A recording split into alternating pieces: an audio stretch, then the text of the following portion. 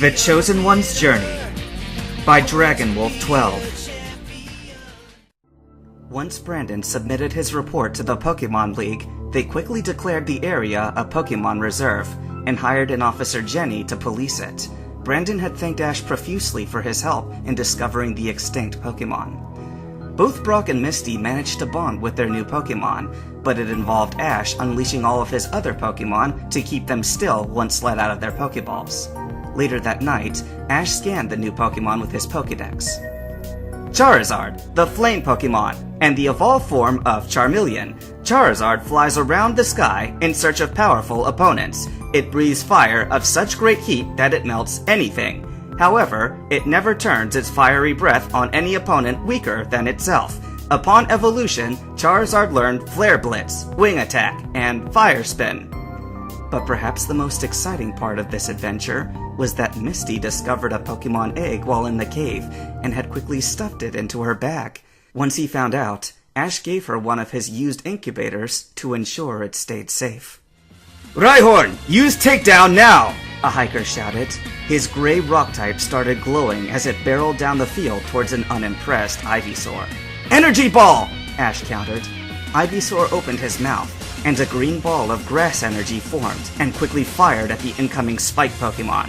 The two attacks crashed into each other and stalemated. Suddenly, the energy ball exploded, sending Rhyhorn flying into a nearby tree. It quickly got to its feet and charged Ivysaur again. "Ha! It'll take more than that to defeat my Rhyhorn," the hiker said smugly. Ash didn't answer. Instead, he said, "Ivysaur, use Seed Bomb!" A glowing seed appeared at the tip of Ivysaur's flower bud. As he was about to fire it, Rhyhorn crashed into him, sending him skidding across the grass. Not to be denied, Ivysaur angled himself around and fired the seed bomb at Rhyhorn. It exploded against Rhyhorn's side, sending the rock type flying across the clearing. "Finish it with Magical Leaf!" Ash ordered. Ivysaur crouched down and fired a barrage of glowing leaves from the base of his flower bud. Impossible to dodge, each of the leaves impacted against the rock ground type. Rhyhorn had fainted by the time the last leaf landed. "That's it!" Brock called. "Ash is the winner!" "Great job, Ivysaur!" Ash congratulated, rubbing his hand along the seed Pokemon's bud. "Did you ever doubt me?" he asked. "Never," Ash replied instantly. "Well, you sure put me down to size," the hiker said after he'd returned his Rhyhorn. "Your Ivysaur's really well trained." "Thanks," Ash said, shaking the man's hand. He walked off as Ash turned to return Ivysaur. "Wait, Ash, can I walk with you guys for a bit?" the seed Pokemon asked before Ash could recall him. "Sure, no problem," Ash said. "I think there's a Pokemon Center nearby. Let's head over there so Ivysaur can get a checkup."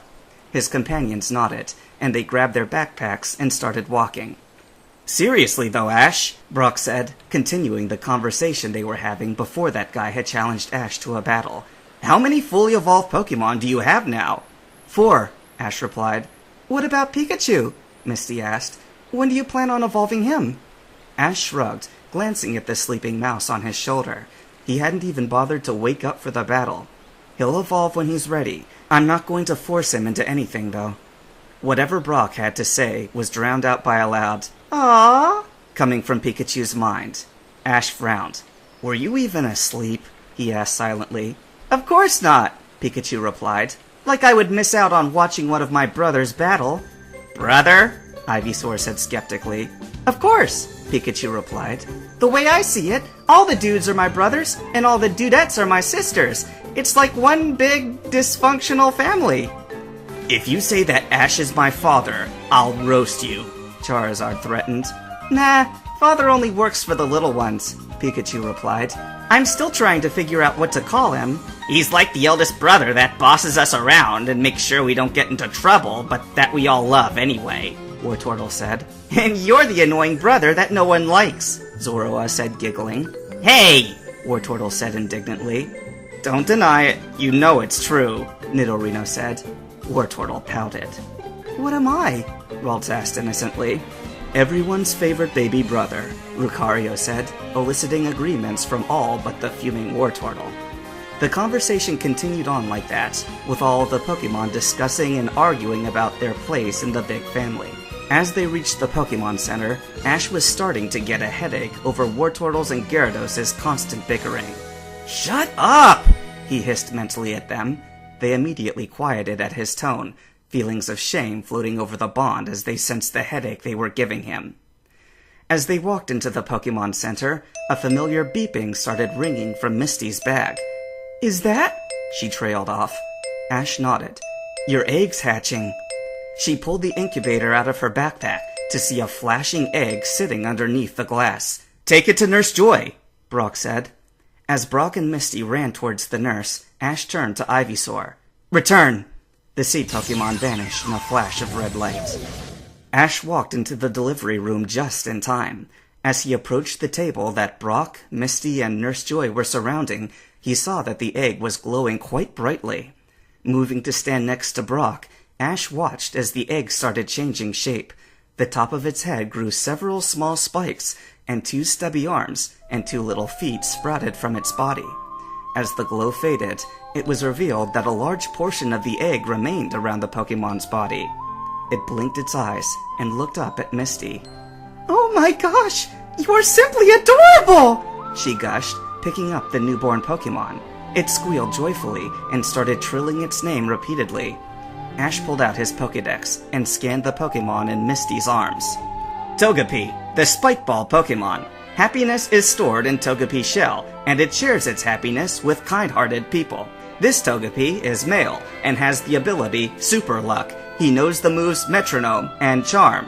He also possesses the egg move Extrasensory, but it has not been unlocked yet. "Wow, Togepi are really rare Pokemon," Ash said. "Originally discovered in the Johto region and recently in a kingdom in Hoenn. I'm pretty sure this is the first one discovered in Kanto." "Really?" Brock asked, curious.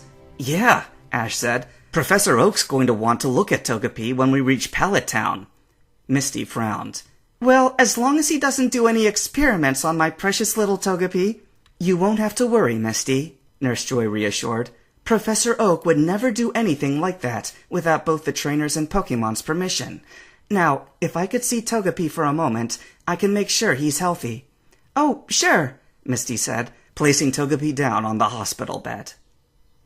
The next morning, Ash was the first to wake up. As he sat up, he glanced at Misty's sleeping form in the next bunk over with a smile. She had refused to let the baby Pokemon out of her sight for even a moment. Ash was pretty sure she would be carrying it around in her arms for the rest of the journey. Pulling his coat on over his clothes and donning his guardian cap, Ash headed out the door. The center was just opening for the day as Ash entered the lobby. "Good morning, Nurse Joy," Ash greeted, stepping up to the counter. "Good morning, Ash," she returned. "Are you here to pick up your Pokemon?" He nodded. She pressed a button behind her desk to alert a Chansey to bring out his team. "Have you seen that poster over there?"